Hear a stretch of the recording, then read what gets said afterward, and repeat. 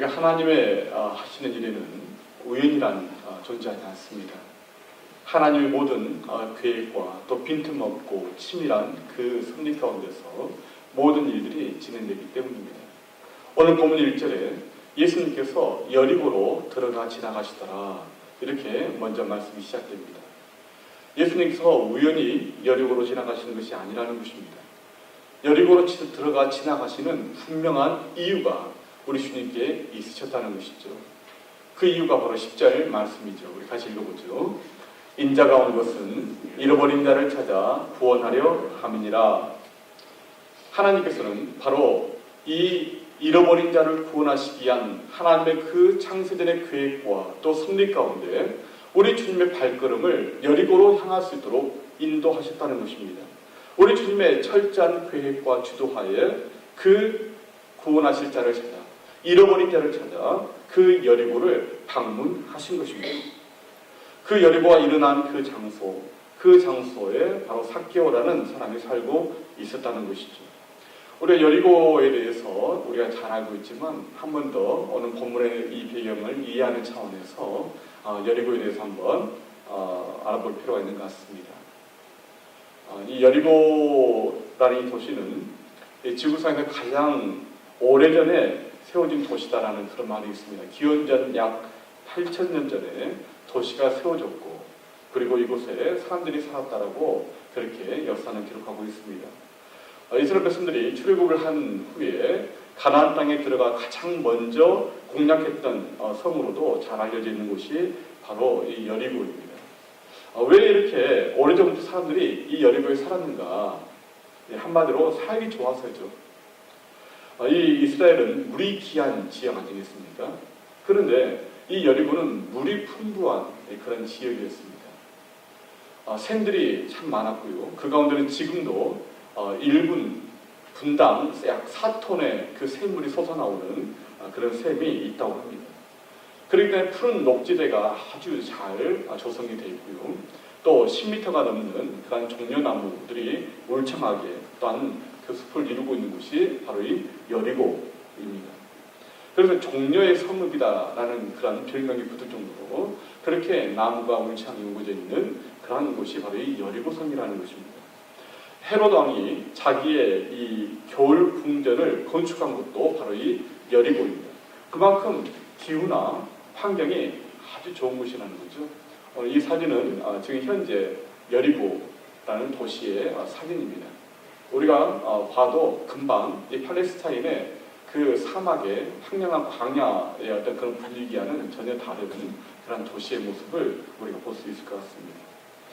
이 여리고가 위치한 지역은 이 예루살렘 바로 옆, 그리고 요단강의 그 하류 지역에 위치하고 있는 그런 지역입니다.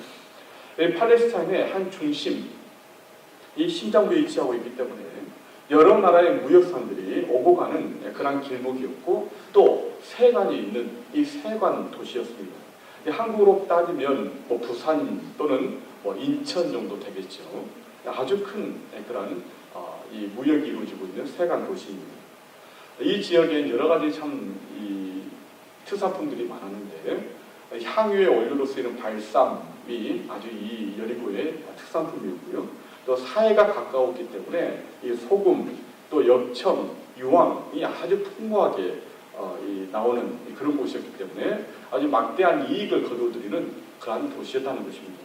그래서 이 로마는 이 팔레스타인 지역에 이 세 군데에 이 세금을 거둬들이는 세무소를 만듭니다.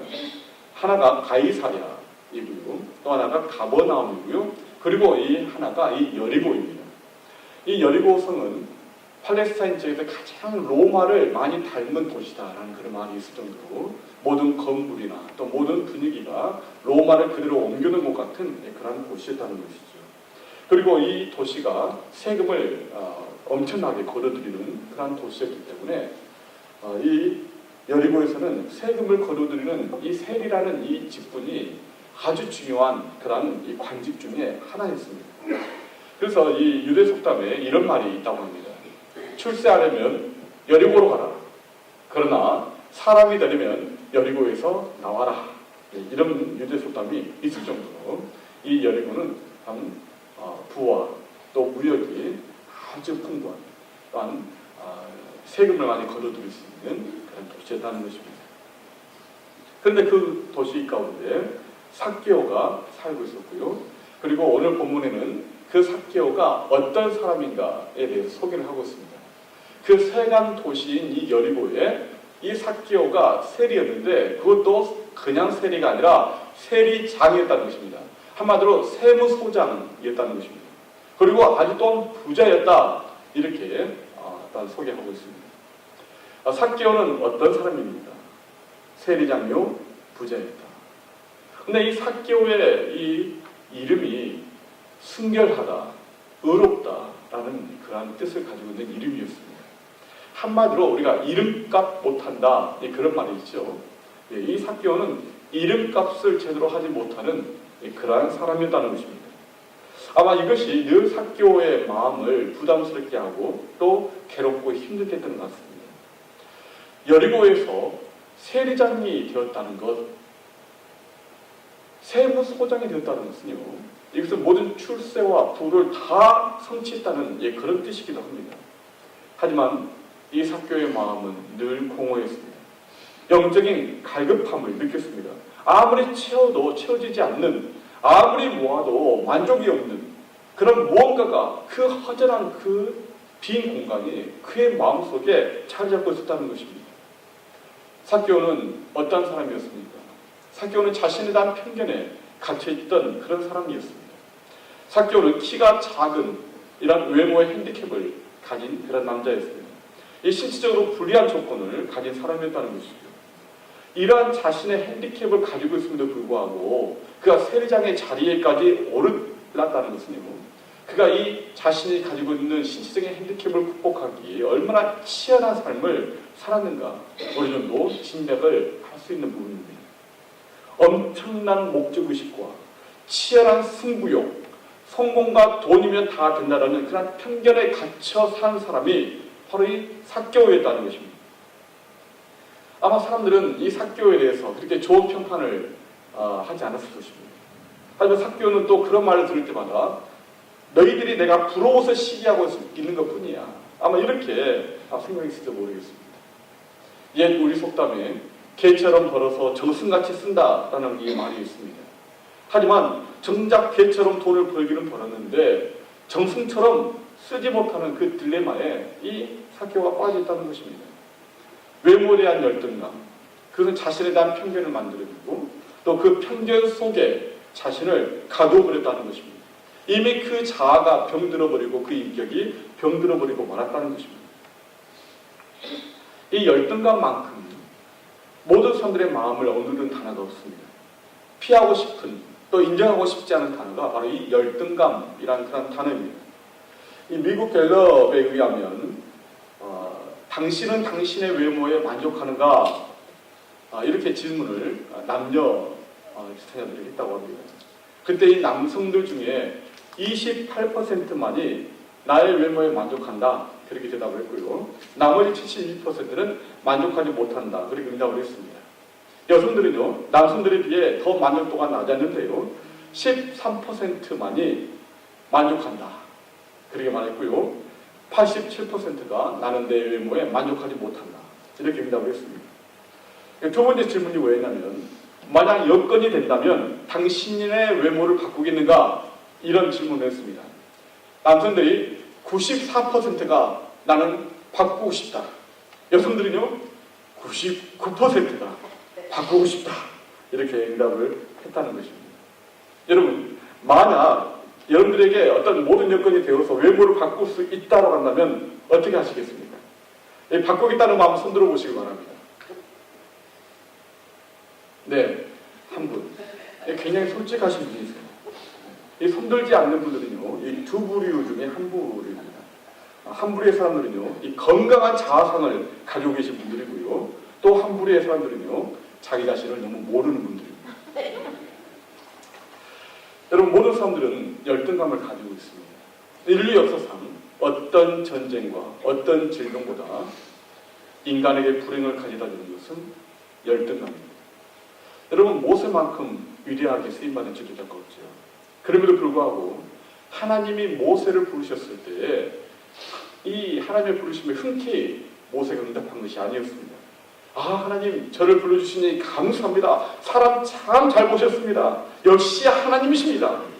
그렇게 기쁜 마음으로 응답하지 않았습니다. 모세는 자기 속에 있는 열등감, 실패로 인한 자기 연민, 그리고 무기력감 속에 빠져서 5번이나 변명을 하면서 하나님의 그 부르심을 거절했습니다. 부정적인 감정, 부정적인 자기 평가, 그것 때문에 하나님의 부르심에 흔쾌히 나서지 못했다는 것입니다. 이 열등감은 무엇입니까? 할 수 있는 능력이 있음에도 불구하고 또 하나님이 주신 그런 잠재력과 가치가 있음에도 불구하고 자신을 무가치하게 여기는, 자기는 할 수 없다라고 여기는 것이 바로 열등감입니다. 우리는 이 열등감과 겸손을 종종 착각합니다. 이 열등감에 여러 가지 증상들이 있는데요. 한번 저와 여러분들이 한번 점검을 해보면 좋겠습니다. 10가지 증상 중에 첫 번째는 늘 다른 사람과 비교해서 자신의 단점만 발견한다는 것입니다. 열등감의 파트너는요, 비교의식입니다. 자신을 늘 남과 민감하게 비교합니다. 그리고 남에게서는요, 장점만 보고요, 자기 자신에게서는 단점만 찾습니다. 그래서 인생의 모든 순간이 다 싫은 것입니다. 젊으면 젊어서 싫고, 또 나이 들면 나이 들어 싫습니다. 자기 자신에 대한 부정적인 생각으로 가득 차 있게 됩니다. 두 번째 증상은 다른 사람에게 아첨을 하게 됩니다. 그리고 스스로도 아첨받는 것을 좋아합니다. 그 사람 안에 열등감이 있기 때문에 그렇습니다. 세 번째는 자기 자신에 대한 비판에 아주 민감합니다. 그래서 사람들이 기속말을 소독소독 하면 저건 나를 두고 하는 말 아니야? 이렇게 민감합니다. 또한 다른 사람들의 인정과 칭찬을 있는 그대로 받아들이지를 못합니다. 다른 사람들이 칭찬과 인정을 해주면 정말이에요? 그런가요? 받아들이지를 못합니다. 단 5번째는 사람들의 관심을 끄는 행동들을 합니다. 유난스럽게 사람들의 관심을 끄는 그런 행동들을 하게 되는 것이죠. 또 6번째는 자기를 세우기 위해 주변 사람들을 깎아내립니다. 주변 사람들의 약점을 들춰내고 그것을 널리 전파합니다. 열등감이 있기 때문에 그렇습니다. 7번째는 다른 사람들을 기쁘게 하기 위해 지나치게 힘을 쓴다는 것입니다. 늘 좋은 사람으로 인정받고 싶어하는 욕구가 있는 것이죠. 그런데도 이런 사람이요, 자기 자신이나 또는 자기 가족에게 대해서는 지나치게 냉혹합니다. 열등감이 있기 때문에 그렇습니다. 또한 8번째, 조그만 실수에도 트집을 잡고요. 또 9번째는 작고 일상적이고 상식적인 일에도요, 자신이 없어합니다. 그리고 10번째, 나 같은 사람의 기도는 들어주지 않으실 거야 하는 그런 믿음을 가지고 있다는 것입니다. 여러분들은 어떻습니까? 이 열등감의 증상들을 쭉 보시면서 여러분들이 해당되는 부분은 없으십니까? 그래서 열등감에 빠지는 사람들은요, 늘 생각이 복잡해요. 늘 불안합니다. 그리고 또 다른 사람들을 참 피곤하게 만듭니다. 칭찬을 받아도 불안하고 또 비판을 받으면 더 불안합니다. 하나님이 주신 잠재력, 하나님의 그 부르심에 온전히 응답하지 못하는 그런 삶을 살게 되는 것입니다. 그래서 C.S. 루이스가 예기치 못한 기쁨이라는 자신의 그 책에서 이렇게 이야기했습니다. 인생의 참 즐거움을 빼앗는 죽음은 바로 우리 자신의 편견이다. 사케오는 자기 자신의 외모와 자기 자신의 직업과 자기 자신의 모든 삶의 배경에 대해서 편견을 가지고 있었고, 그리고 그 편견에 갇혀있는 사람이었습니다. 그리고 그것을 어떻게 하든지 해결해 보려고, 그것을 극복해 보려고 전혀 옳지 않은 방법, 건강하지 않은 방법으로 그의 또한 이 편견을 해결해 보려고 합니다. 하지만 그러면 그럴수록 그의 마음속에 기쁨은 사라졌습니다. 마음의 공허함과 또 갈등은 더 커져갔던 것입니다. 또한 사케오는 자신의 편견뿐만 아니라 사람들의 편견에 갇혀있는 그런 사람이었다는 것이죠. 당시 세리들은 로마의 앞잡이로 취급이 되었습니다. 세리들은 로마에서 정한 그 세금보다 2배에 달하는 세금을 유대인들에게 과세해서 그 절반을 착복하여 부를 쌓았습니다. 심지어 지나가는 나그네의 짐까지 풀게 해서 그 안에 있는 물건마다 세금을 매기는 그런 경우까지 있었다고 합니다. 그러니 동족인 유대인들에게 미움과 원한의 그런 대상이 되었다는 것이죠. 정말 이 개도 아닌 개맛도 못한 인간으로 취급이 되었다는 것입니다. 창녀와 문둥병자와 같은 그런 죄인도 그렇게 취급되고 경멸을 받았습니다. 또한 이 세리와 어울리거나 또 세리의 그 집에 들어가게 되면 똑같이 그 사람도 죄인 취급을 받았습니다. 로마를 유대로부터 독립시키고자 했던 이 독립운동을 한 열심 당원들의 이 암살 대상 1호가요 바로 이 세리들이었다고 합니다. 거지들도요 세리가 진도는 받지 않았다고 합니다. 유대인들의 탈무드에는 이렇게 말하는 정도입니다. 길을 가다가 뱀과 세리를 만나게 되면 무엇을 먼저 죽여야 하느냐? 세리를 먼저 죽여야 한다. 그렇게 탈무드에 그렇게 기록할 정도로 이 세리에 대한 그런 이 사람들의 편견, 이 사람들의 이 평가는 정말 그야말로 최악이었습니다. 그러니 자신과 같은 동종 업종인 세리 외에는 누가 이 삭개오의 친구가 되려고 했겠습니까? 아마 이 삭개오의 집에 오랜 세월 동안 아마 한 사람도 이 삭개오의 집을 찾아온 사람이 없었을 것입니다. 자신에 대한 편견, 사람들의 편견과 그 냉소, 여기서 삭개오의 영혼의 기쁨을 빼앗아버리고 그 영혼을 질식하게 만들었습니다. 그의 영혼을 험하게 만들었습니다. 아무리 돈을 많이 쌓았고 그리고 아무리 크고 좋은 집에 살아도 그는 애로웠습니다.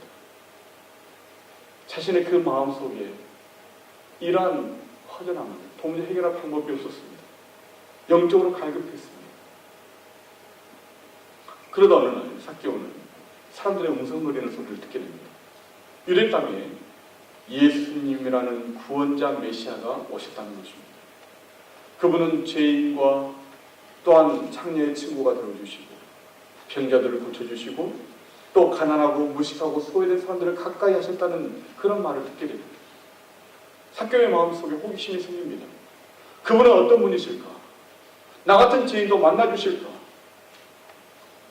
나도 구원받을 수 있을까? 그런데 마침 예수님이 여리고를 지나가신다는 소문을 듣게 됩니다. 이 삭개오 특유의 이 목적의식이 발동합니다. 어떤 수단과 방법을 동원해서라도 기필코 예수님을 만나지 않으면 안 되겠다라는 그런 절박한 마음을 갖게 됩니다. 그 절박함이 오늘 이 뽕나무, 즉 돌무화과 나무 위에 올라가게끔 만든 것입니다. 우리 3절과 4절을 같이 읽어보죠. 그가 예수께서 어떠한 사람인가 하여 보고자 하되 키가 작고 사람이 많아 할 수 없어 앞으로 달려가서 보기 하여 돌무화과 나무에 올라가니 이는 예수께서 그리로 지나가시게 되밀어라. 하나님께서 삭개오의 그 마음 속에 그 영혼 속에 갈급함을 심어주신 것입니다. 예수님께서 이미 삭개오의 그 마음 속에 예수님을 만나고 싶어하는 그 갈망이 있음을 아셨습니다. 그래서 그 삭개오를 향해서 그리고 여리고를 향해서 위대한 사랑과 용서와 은혜의 선물을 가지시고 찾아오신 것입니다. 여러분 한번 상상해 보시길 바랍니다. 여리고 길 위에 수많은 분들이 몰려들었습니다. 그 길을 지나고 계시는 그 예수님 그리고 사람들의 환호성 그 길거리에 삭개오가 키가 작아서 아무리 예수님을 보려고 해도 예수님을 볼 수가 없습니다. 삭개오가 방법을 찾아냅니다. 바로 예수님이 지나가시는 길목에 돌무화과 나무가 있는 것을 발견하고 그 나무 위로 올라갑니다. 이 지형지물을 잘 이용하는 삭개오의 순발력이 돋보이는 바로 그런 부분이죠. 여리고성에 가면 그 돌무화과 나무가 있다고 합니다. 그 나무 밑에 이제 사람들이 여기 지금 모여서 그 나무를 올려다보고 있는데 저게 이제 삭개오가 올라갔던 그 나무인지 아닌지는 모르겠지만 여리고성에 여리고라는 도시에 있는 그런 돌무화과 나무라고 합니다. 근데 이 아이도 아닌 어른이 이 나무 위에 올라간다는 것은요, 이 당시의 문화로는 상상하기 어려운 일이었습니다. 왜냐하면 이 당시 그 유대인들이 입는 옷은요, 이 원피스처럼 이 통으로 만들어진 그런 옷이기 때문에 나무 위로 올라가게 되면 그 하체가 다 이 밑에서 들여다 보인다는 것이죠.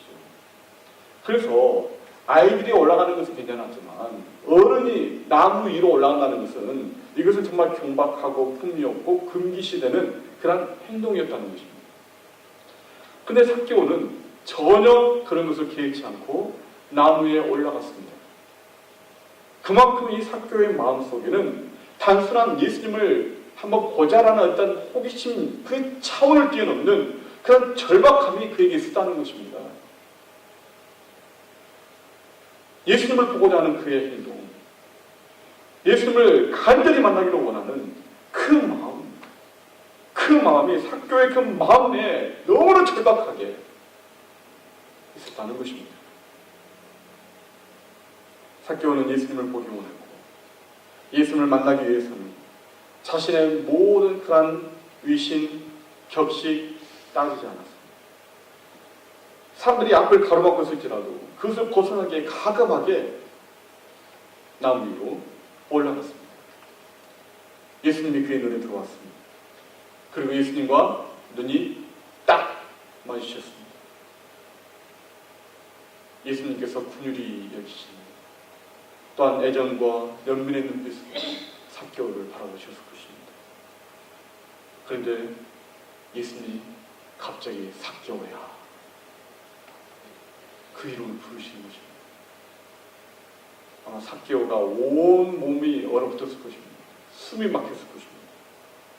어떻게 내 이름을 아시지? 그 순간 삭개오의 마음속에 이분이야말로 진정 메시아가 맞구나. 내 이름을 아시고 내 이름을 부르시다니. 이분은 정말 하나님의 보내신 메시아가 맞으시구나. 예수님은 이미 삭개오를 알고 있었습니다. 삭개오가 하나님에 대한 그러한 갈망을 풀어놓으시다는 것을 예수님이 아셨기 때문입니다. 여러분, 우리 주님은 여러분들의 마음을 다 이미 알고 계십니다. 여러분들의 마음이 어떠한지, 정말 주님을 간절히 사모하고 주님을 만나기를 갈망하는 그런 마음, 그 마음이 우리에게 있는지 우리 주님은 다 보십니다. 그리고 그것을 아시고 우리를 찾아오십니다. 그리고 우리 이름을 불러주시는 것입니다. 5절 말씀 우리 같이 읽어보죠. 예수께서 그곳에 이르사 쳐다보시고 이르시되 삭개오야 속히 내려오라. 내가 오늘 내 집에 유하여야 하겠다 하십니다. 예수님은 삭개오에게 다른 말씀 안 하십니다. 너 왜 나무 위에 올라갔니? 왜 하필 세리가 되었니? 묻지 않으십니다. 그저 너의 집에 오늘 내가 머물겠다. 그렇게 말씀하셨습니다. 사실 이 말씀 한마디에 모든 것이 다 담기는 건 아니겠습니까? 사람들은 죄인이라고 낙인 찍어 삭개오 근처에도 가지 않았지만 예수님은 삭개오의 집에 가시겠다는 것입니다. 그 의미가 무엇입니까? 나는 너를 죄인으로 정죄하지 않겠다는 것입니다. 내가 너의 친구가 되어주겠다는 것입니다. 내가 너의 집에 머물 테니 그동안 쌓였던 너의 소름과 너의 모든 한을 다 내게 이야기하라는 것입니다. 내가 다 들어주겠다는 것이죠. 삭개오의 변화가 일어납니다. 예수님을 만나고 가장 첫 번째 큰 변화는 바로 기쁨이었습니다. 여러분, 예수님을 만나는 곳에는 바로 기쁨이 있습니다. 오늘 본 6절에도 급히 내려와 즐거워하며 영접했다 말씀하고 있습니다. 삭개오의 마음속에 기쁨이 임했다는 것입니다. 기쁨을 모르고 살았던 그 삭개오의 얼굴에 환한 미소가 번져갑니다. 삭개오의 마음속에 지금까지 전혀 경험하지 못했던 그 기쁨이 그의 마음속에 샘물처럼 터져나오는 것입니다. 예수님을 만난 그 기쁨, 자신의 집에 오셔서 함께 먹고 마시며 친구가 되어주시겠다는 그 말씀을 듣고 삭개오의 마음속에 기쁨이 넘쳐나게 되었습니다. 이 기쁨이 그동안 자신을 가두어 놓고 있었던 모든 편견으로부터 순식간에 자유를 얻게 해주었습니다. 삭개오는 해방되었습니다. 사람들은 삭개오를 죄인이라고 그렇게 말했지만 예수님은 삭개오를 잃어버린 사람입니다.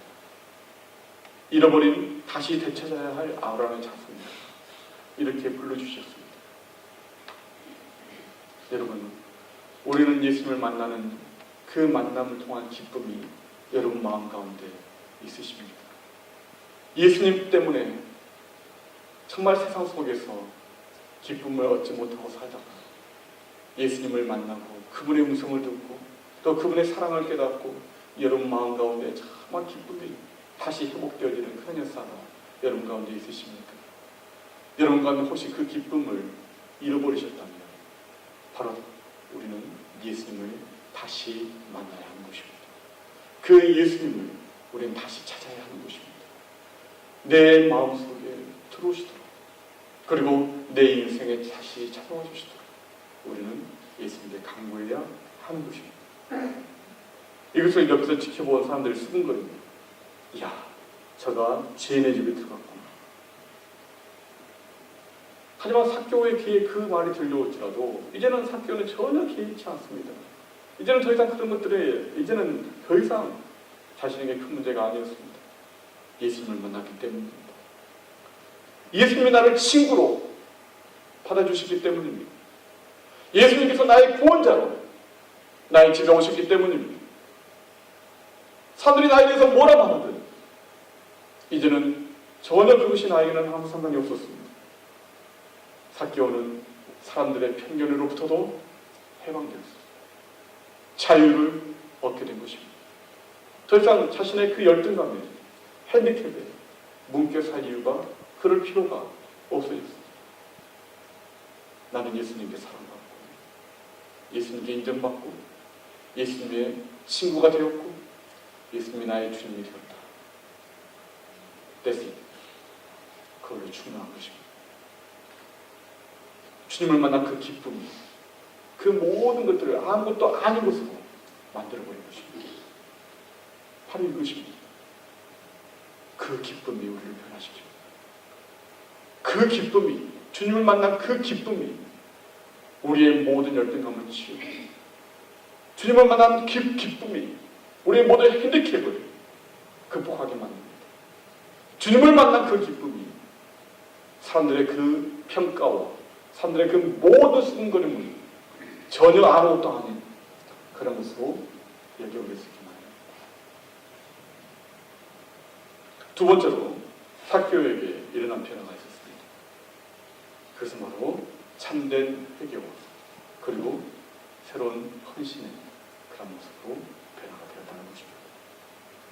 오늘 본문 8절 말씀을 같이 읽어보죠.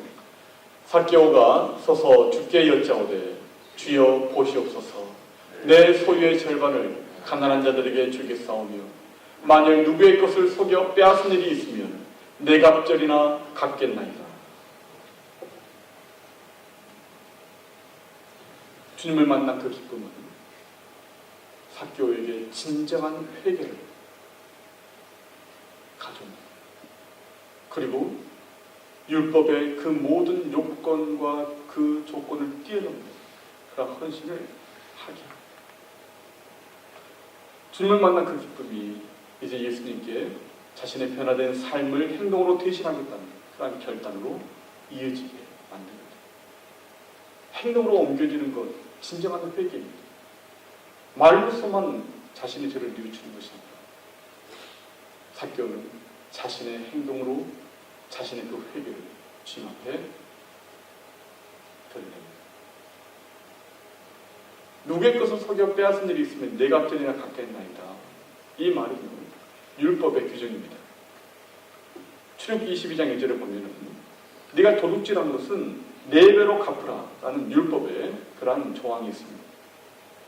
그런데 이 삭개오는 이런 율법의 조항을 더 뛰어넘는 그러한 회개, 그 헌신을 하겠다는 것입니다. 자기 재산의 절반을 가난한 자들에게 주겠다는 것입니다. 율법의 요구를 뛰어넘어 그 이상의 헌신을 하겠다는 것입니다.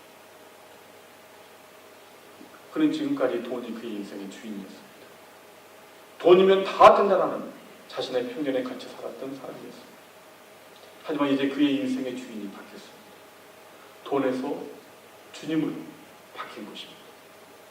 그는 그동안 자신을 가두어 놓았던 돈이면 다 된다는 것, 출세하면 된다는 것, 그 모든 자신의 그 편견으로부터 자유를 얻게 되었습니다. 무엇이 삭개오에게 이런 진정한 회개와 변화를 가져온 것입니까? 바로 주님을 만난 기쁨이었습니다. 그 기쁨이 남이 나에게 요구하는 그 요구, 그 이상의 헌신을 하게 하는 것입니다. 하나님이 말씀하시는 그 율법의 회개의 그 조건을 더 뛰어넘는 그런 회개를 하나님 앞에 하게 되는 것입니다. 예수님은 삭개오의 이 결심을 들으시고 기뻐하시며 응수해 주십니다. 우리 9절 말씀 같이 읽겠습니다. 예수께서 이르시되 오늘 구원이 이 집에 이르렀으니 이 사람도 아브라함의 자손이로다. 이제는 삭개오가 자유로운 영혼이 되었습니다. 만족이 없었던 그의 영혼, 늘 목이 말랐던 그의 영혼, 채워도 채워지지 않았던 그 허전한 그의 마음이 우리 주님의 사랑으로 충만하게 채워졌습니다. 하나님의 사랑 속으로 이제 들어가게 되었습니다. 자신에 대한 편견, 사람들의 그 편견, 그 모든 것들을 뛰어넘어 이제는 진정 해방을, 진정한 자유를 얻게 되었습니다. 여러분들이 정말 예수님을 필요로 하고 계십니까? 혹시 여러분들은 여러분 안에 있는 열등감 때문에 또는 외로움 때문에 가슴앓이를 하고 계시는 분은 없으십니까? 늘 사람들의 시선과 사람들의 평가에 갇혀서 다른 사람 때문에 춤추고 다른 사람들 때문에 상처받으며 그렇게 살고 있지는 않습니까? 하나님은 여러분들을 존귀한 하나님의 자녀가 되게 하시는데 여러분 안에 하나님이 주신 그 진정한 가치와 그 잠재력을 묻어버린 채 그렇게 무기력감을 가지고 살아가고 있지는 않았습니까? 지쳐있는 영혼, 한숨 지으며 그렇게 살아가고 계시지 않으십니까? 그렇다면 여러분은 다시 남 위로 올라가셔야 됩니다. 주님을 다시 만나기를 간절히 사모하셔야 됩니다. 주님을 보기를 여러분 다시 간절히 열망해야 합니다. 예수님께서 삭개오를 만나시기에 여리고를 지나가시되 오늘 우리 곁을 지나가십니다. 우리의 삶의 자리를 지나가시고 우리의 인생의 길 곁을 지나가고 계십니다. 누가 예수님을 만났습니까? 우리 주님을 간절히 찾는 삭개오였습니다. 예수님을 진정으로 사모하고 만나기를 갈망하는 바로 그 사람이 우리 주님을 만나게 됩니다.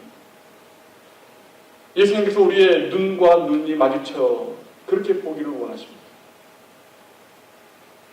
잃어버린 자들을 찾아서 우리의 마음에 신방 오고 싶어 하십니다. 여러분 어떻게 하시겠습니까? 지금 사시는 그런 모습으로 여전히 그렇게 살아가시겠습니까? 나 자신의 편견에 묶여서 사람들의 시선에 늘 신경 쓰면서 마음속에 기쁨도 없고 무기력함을 가지고 마음에 공허함을 가지고 계속 그렇게 살아가시겠습니까? 돈이 내 인생의 전부라고 그렇게 돈이면 다 된다라고 돈을 쫓아 여전히 그렇게 살아가시겠습니까? 하나님의 사랑과 그 용서 안에서 삭개오는 그 모든 것들을 다 벗어버리게 됩니다. 이제 진정한 자유와 영광, 하나님을 만난 그 기쁨이 충만한 겁니다. 이제는 주님을 자신의 인생의 주인으로 모시고 이제는 기쁨을 누리며 살아가는 그런 인생이 되었습니다. 이제는 이름값을 하게 되는 인생이 된 것입니다. 순결한 인생, 하나님으로부터 의롭게 된 그런 인생, 그런 이름에 걸맞는 인생을 삭개오는 이제 살게 된 것입니다. 하나님께서 우리에게 주신 이름이 있습니다. 그리스도인이라는 이름입니다. 그리스도인. 그리스도인이란 말 뜻이 무엇입니까? 그리스도의 사람이란 뜻입니다. 그리스도가 주인이 된 사람이란 뜻입니다. 그리스도 때문에 살고 그리스도 때문에 죽는 사람이란 뜻입니다. 그 인생의 모든 가치와 소망과 그 모든 기쁨을 예수 그리스도 안에서 찾는 사람이란 뜻입니다. 예수 그리스도를 떠나서는 결코 행복할 수 없는 사람이란 뜻입니다. 여러분들은 그 이름에 걸맞는 이름값을 하는 그런 삶을 살고 계십니다. 아니면 예수님을 만나기 이전에 삭개오처럼 이름값 못하는 그런 삶을 살고 계십니까? 하나님이 주신 새로운 이름, 그 그리스도인이라는 이름에 합당한 삶을 사시기를 바랍니다. 당당한 하나님의 그 사랑받는 자녀로, 그리고 기쁨과 변화된 삶으로 그렇게 살아가시길 바랍니다. 우리 주님을 간절히 소망합니다. 이 40년 기간 동안에 다시 주님을 만난 그 기쁨을 회복하는 그런 저와 여러분이 될 수 있기를 주 이름으로 축원합니다. 아멘.